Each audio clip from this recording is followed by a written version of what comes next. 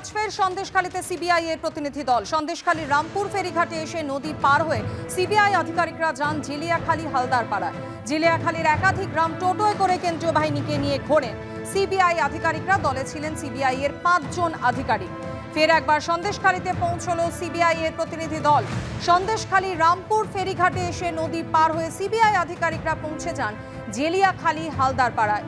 এর আগে একাধিকবার আমরা দেখেছি সন্দেশখালীতে পৌঁছে গিয়ে সেখানে স্থানীয় বাসিন্দাদের সঙ্গে কথা বলেন, গোটা এলাকা ঘুরে দেখেন কেন্দ্রীয় এজেন্সির আধিকারিকরা। ফের একবার তারা পৌঁছে গেলেন জেলিয়াখালীর হালদারপাড়ায়।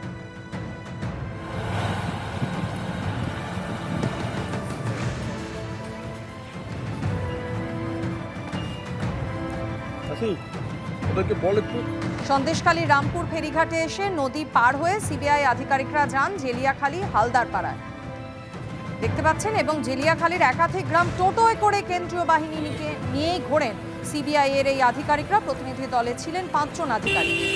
এলাকায় 1 ঘন্টা ধরে ঘোরেন সিবিআই আধিকারিকরা। পরে তারা কলকাতার দিকে রওনা দেন।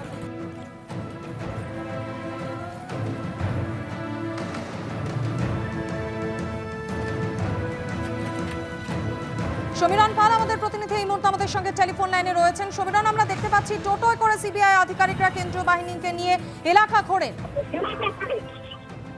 একেবারেই আজকে সকালবেলা জেলিয়াখালীর হালদারপাড়া এলাকায় সিবিআই আধিকারিকদের দেখা যায় তারা টোটোয় করে ঘোরেন। তারা প্রথমে বিদ্যাধরী নদী পেরিয়ে যান, রামপুর ঘাটে আসেন, এসে তারপরে বিদ্যাধরী নদী পেরিয়ে জেলিয়াখালী হালদারপাড়া এলাকায় টোটো করে পরিদর্শন করেন সিবিআই এর 5 সদস্যের প্রতিনিধি দল। তারপরে তারা আবার বিদ্যাধরী নদী পেরিয়ে কলকাতা থেকে চলে যায়। এবং যে অভিযোগ গ্রামবাসীরা করছে বিভিন্ন জায়গায়, এই জেলিয়াখালী হালদারপাড়া এলাকায় শিবপ্রসাদ হাসদার একাধিক ভেরি রয়েছে এবং সেই ভেরি গ্রামবাসীদের জমি জোর করে দখল করে তৈরি করা হয়েছিল। শুধু তাই না, পোল্ট্রি ফার্ম রয়েছে এবং তার একটি মদের দোকানও ছিল এবং একটি বাগান বাড়িও ছিল।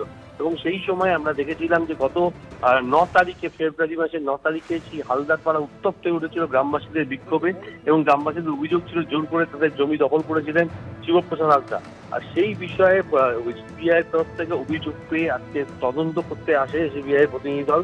তারা গোটা এলাকা পরিদর্শন করেন এবং তারপরে চলে যান। ধন্যবাদ সমীরণ।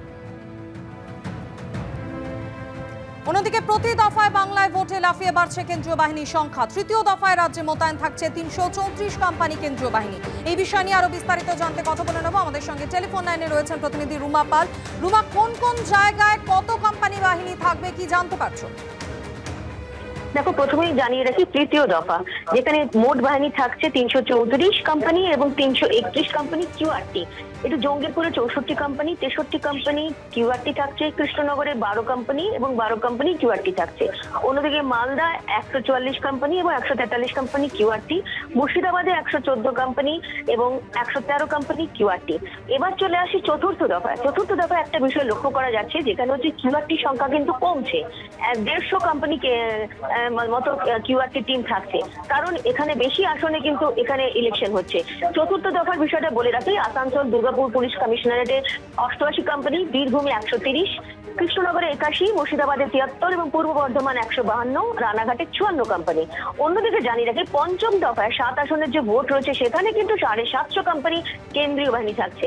অর্থাৎ বোঝা যাচ্ছে যে তৃতীয় দফায় যেটা ছিল তার থেকে চতুর্থ দফায় বাড়ছে এবং চতুর্থ দফা থেকে আরো বাড়ছে পঞ্চম দফাতে। তবে চতুর্থ দফায় যেটা কিউআরটির সংখ্যা যেটা রয়েছে সেটা কিন্তু কমছে। এখানে কিন্তু বলে রাখা দরকার, প্রথম দফায় যখন কিউআরটি টিম নিয়ে প্রশ্ন উঠেছিল, দ্বিতীয় দফায় যখন কিউআরটি মোতায়েন করা হয় সেখানে কিন্তু যথেষ্ট সংখ্যায় ছিল। তৃতীয় দফায়ও কিন্তু সেরকম ভাবেই রাখা হচ্ছে, কিন্তু চতুর্থ দফায় কিউআরটি টিম কিন্তু কমে যাচ্ছে। ধন্যবাদ রুমা।